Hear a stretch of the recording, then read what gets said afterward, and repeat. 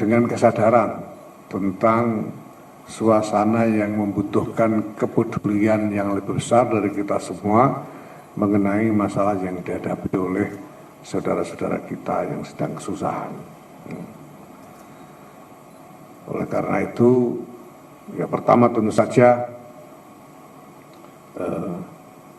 Pengurus Besar Nahdlatul Ulama mengucapkan selamat kepada yang telah berhasil, ya katakanlah memenangkan kompetisi. Selamat kepada Pak Prabowo Subianto dan Pak Gibran Rakabuming atas ditetapkannya sebagai pemenang Pilpres. Selamat kepada partai-partai yang telah memperoleh kepercayaan dari rakyat untuk menempati kursi-kursi di DPR. Selamat kepada para anggota DPD yang terpilih juga mendapat kepercayaan dari rakyat. Selamat menjalankan tugas. Hal-hal yang menyangkut masalah-masalah sengketa terkait dengan pemilu ini, marilah kita pecahkan, kita cari jalan keluarnya dengan tenang, supaya kita bisa menyelesaikan pemilu ini sekaligus kita bisa menangani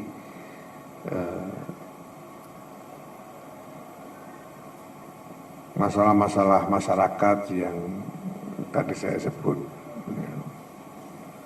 yaitu masyarakat yang sekarang ini sedang terdampak bencana yang cukup serius.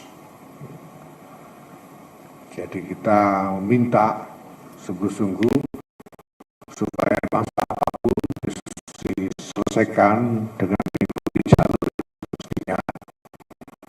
Bagaimana pernah kami sampaikan beberapa yang lalu, masalah hukum tidak bisa diselesaikan melalui jalur hukum, dan masalah-masalah politik bisa diselesaikan melalui prosedur politik kelembagaan. Jangan sampai ada yang berpikiran untuk membuat manuver yang dapat memicu instabilitas di tengah masyarakat. Masyarakat kita ini sedang membutuhkan konsentrasi untuk bisa tertolong dari masalah-masalah yang berat dan membutuhkan kerjasama kita semua. Mari kita selesaikan semua alur proses politik ini dengan tenang, dengan baik, dan agenda-agenda, tugas-tugas, pekerjaan-pekerjaan yang menanti kita untuk negara ini, mari segera kita laksanakan dengan sebaik-baiknya. Sekali lagi selamat, dan mari kita tidak menunggu waktu untuk memperkuat kerjasama di dalam mengatasi berbagai masalah kita ini. Terima kasih. Assalamualaikum warahmatullahi wabarakatuh.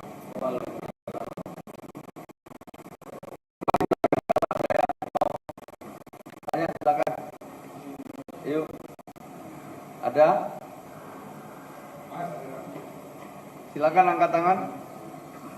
Ayo. Oh.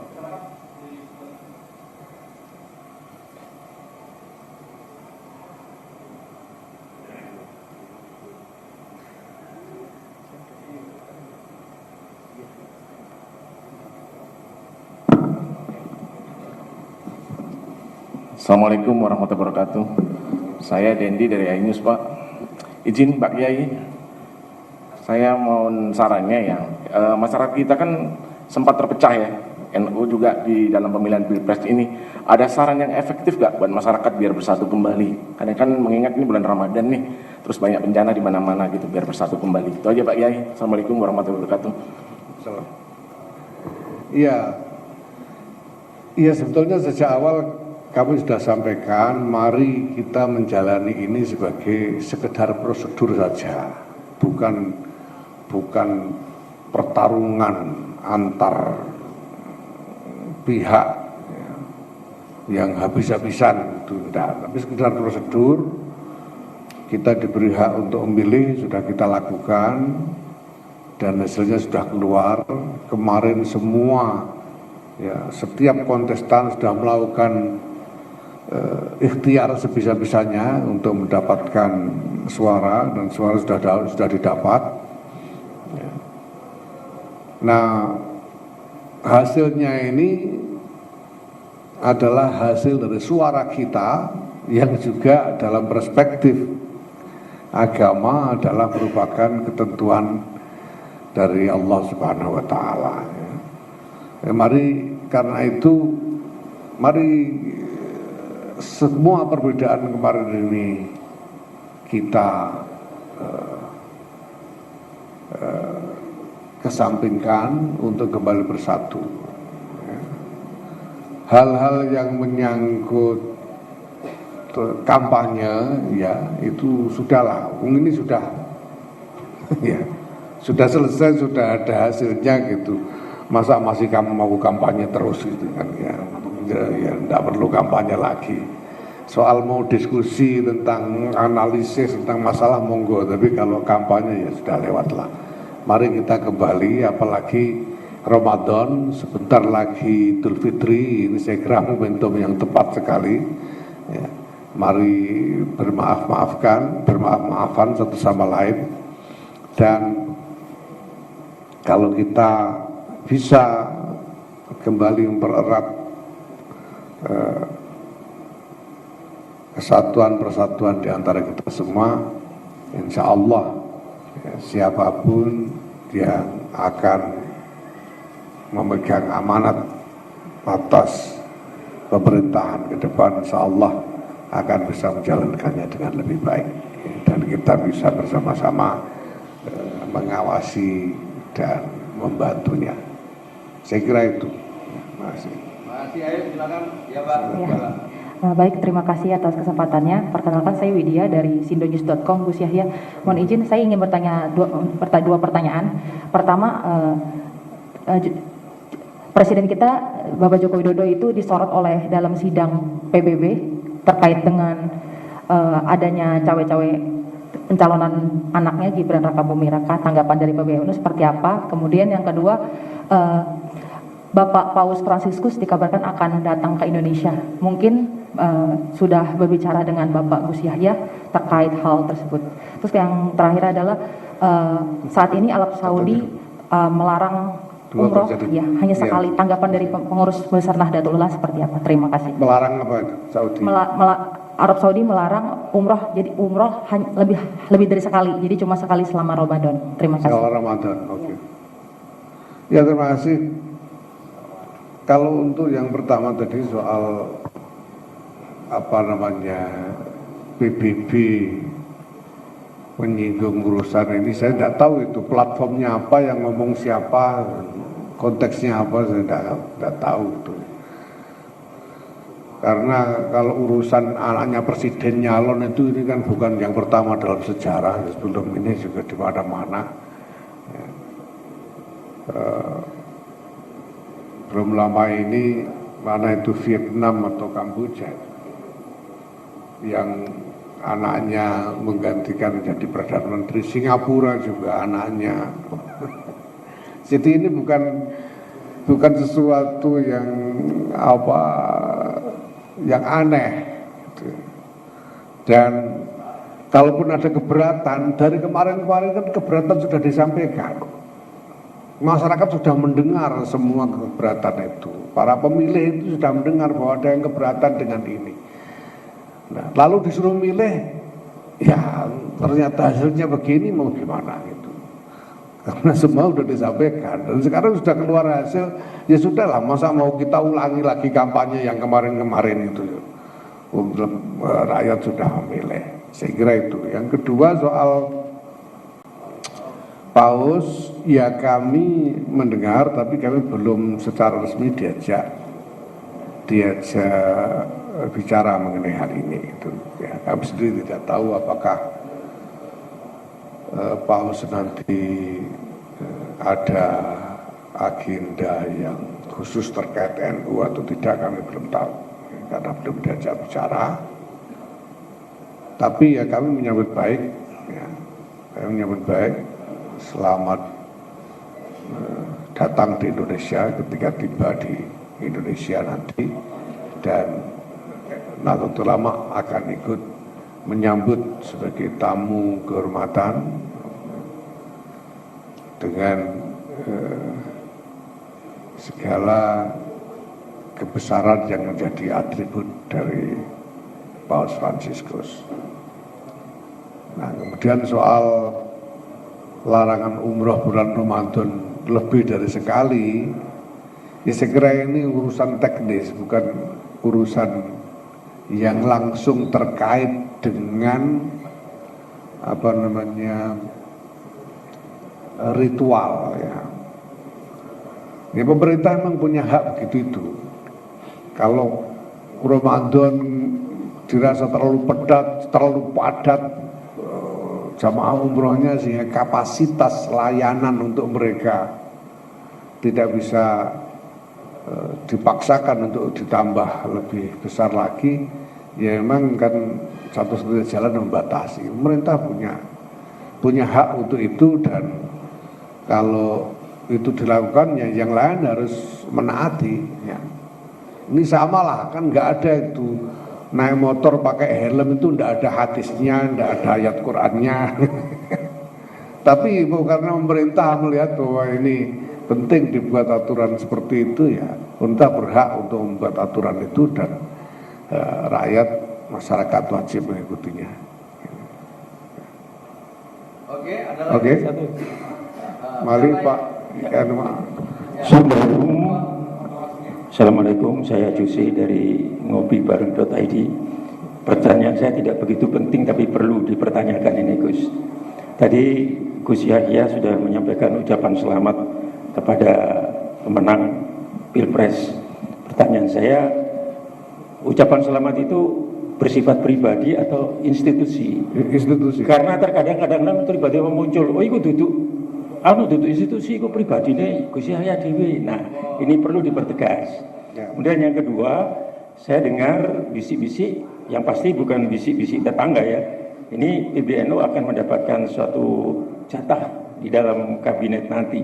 Apakah ini sudah pernah disampaikan Gus Yahya? Terima kasih. Assalamualaikum warahmatullahi wabarakatuh. Assalamualaikum warahmatullahi wabarakatuh. Soal pernyataan ini institusi, ya, karena ini adalah secara pernyataan resmi pengurus besar Nahdlatul Ulama. Maka tadi di depan saya sebut, bukan saya, tapi pengurus besar Nahdlatul Ulama mengucapkan selamat kepada Pak Prabowo dan Pak Gibran yang telah memperoleh suara terbanyak, dengan kata lain terpilih sebagai Presiden dan Wakil Presiden Republik Indonesia yang akan datang. Dan juga selamat kepada para anggota parlemen, DPR dan DPD yang terpilih. Itu pernyataan selamat dari pengurus besar Nahdlatul Ulama atas nama pengurus besar Nahdlatul Ulama. Kalau soal apakah dapat jatah itu, ya ini sebetulnya sesuatu yang tidak terlalu jelas batasnya. Karena kalau ngomong NU dapat berapa, itu jangan-jangan nanti anggota kabinetnya orang NU semua, jangan-jangan gimana orang. Jadi ya kita tidak bisa melihat ini sebagai jatah menjatah ya, karena NU itu bukan faksi politik. NU itu realitas demografis. Jadi seperti itu. Jadi kita enggak, ya kita lihat saja nanti, dan siapapun yang nanti dipercaya ya, alhamdulillah, mudah-mudahan bisa menjalankan tugas dengan sebaik-baiknya. Begitu. Oke? Cukup ya? Nah, satu lagi, oke. Assalamualaikum Gus, Fajar dari Republika Gus. Pertama, untuk bantuan kemanusiaan dulu, mungkin boleh diupdate apa aja mungkin yang untuk bantuan ke Sumbar sama Jateng. Yang kedua, minta tanggapannya soal P3 ini Gus. Kan di situ juga banyak warga NU juga kan, partai bersejarah juga, ini nggak lolos parlemen seperti apa? Ya, saya bicara tentang P3 dulu, nanti kalau soal yang bentuk bantuannya bisa langsung Lasistu dan LPBI. Ya, ini soal pilihan rakyat yang parameternya, ketentuannya sudah ditetapkan sebelumnya, dan kemudian hasilnya seperti itu. Nah, masih ada kemungkinan bahwa hasil ini sebetulnya ada bias, kesalahan-kesalahan penghitungan dan lain-lain, dan itu nanti bisa diproses melalui jalur yang semestinya, misalnya sengketa di Mahkamah Konstitusi dan sebagainya.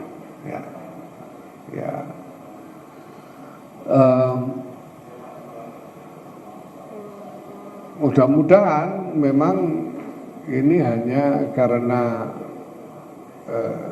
adanya bias kesalahan-kesalahan ya, karena kekurangannya memang tipis sekali, tapi kalaupun tidak ya bagaimana lagi, itu suara rakyat ya. Ada yang mengatakan suara rakyat, suara Tuhan, itu artinya bahwa hasil pemilu ini sudah takdirnya Allah Subhanahu wa Ta'ala gitu ya. Dan ini bukan berarti P3 lalu bubar toh, karena di daerah P3 masih akan tetap, kalaupun benar tidak masuk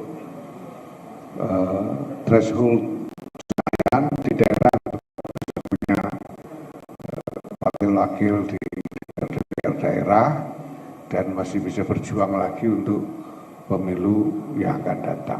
Pada dasarnya soal kepercayaan rakyat saja. Nah, untuk tadi program-programnya saya persilakan Pak atau Habib Ali. Baik, terima kasih Gus. Teman-teman wartawan, bahwa dalam menghadapi bencana alam ini, Pengurus Besar Nahdlatul Ulama telah memiliki organ yaitu NU Peduli.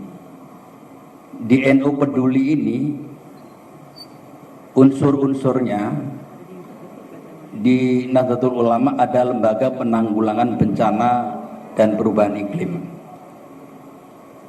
Dan dari situ tidak berjalan sendiri, tentu ditopang yang paling dekat dengan hal-hal yang menyangkut mengenai logistik itu adalah Lazisnu. Di sini ada ketuanya Habib Ali di sebelah kiri saya. Namun dalam NU Peduli ini ada unsur yang lain, ada Muslimat NU, ada GP Ansor, Fatayat Muslimat, bahkan Banser sebagai ujung tombak. Jadi SDM dalam penanggulangan bencana di NU Peduli ini unsurnya banyak. Lalu terkait dengan pertanyaan Republika tadi, bahwa kami sebagaimana NU Peduli ini untuk sementara ini mendapat tugas untuk fokus memberikan bantuan di Sumatera Barat dan di Jawa Tengah. Untuk yang di Jawa Tengah ini beberapa minggu yang lalu sudah melakukan langkah-langkah langsung menyerahkan bantuan, tepatnya di Kabupaten Demak yang saat ini terulang kembali bencananya terjadi. Dan ini kami akan segera melakukan langkah-langkah untuk melakukan penyaluran bantuan. Begitu juga yang ada di Sumatera Barat, yang paling parah ada di pesisir selatan. Yang sampai hari ini kalau terhitung masih ada 9 hari lagi tanggap darurat yang diberlakukan oleh Gubernur Sumatera Barat. Selain itu juga di Pariaman yang akses jalan menuju Bukit Tinggi maupun ke Pekanbaru jembatannya terputus dan kanan kirinya longsor. Namun sudah surut hujan, tapi untuk yang di pesisir selatan sangat parah. Oleh karena itu PBNU bersama NU Peduli juga akan segera turun ke sana menyerahkan bantuan yang dalam hal ini supportingnya dari lembaga Lazisnu. Itu antara lain yang bisa kami sampaikan. Mungkin Habib Ali akan menambahkan. Terima kasih Gus Ketum dan seluruh jajaran yang hadir, ada Pak Sekjen, kemudian juga Bendahara, kemudian juga Wakil Ketua dan Ketua LPBI. Kami dari Lazisnu sangat siap sekali dan sudah siap untuk menyalurkan sebagaimana tadi semua teman-teman media mendengarkan bahwa kami dari Lazisnu telah mendapatkan instruksi untuk memberikan tasarruf, jadi alokasi. Kami sudah memiliki tidak kurang 9 miliar yang sudah siap dan nanti kami akan salurkan. Kemudian juga kami memiliki yang bisa akan kami salurkan koordinasi dengan LPBI, itu ada makanan, kemudian juga ada yang diperlukan selimut, kemudian secara detailnya nanti kami akan hitung, namun kami sudah memiliki yang akan kami salurkan. Kalau bentuk uang itu tidak kurang dari 9, dan nanti kami juga akan mengajak semua berkampanye kembali untuk membantu saudara-saudara kita di Sumatera Barat dan juga di Jawa Tengah. Kira-kira demikian. Cukup ya. Assalamualaikum warahmatullahi wabarakatuh.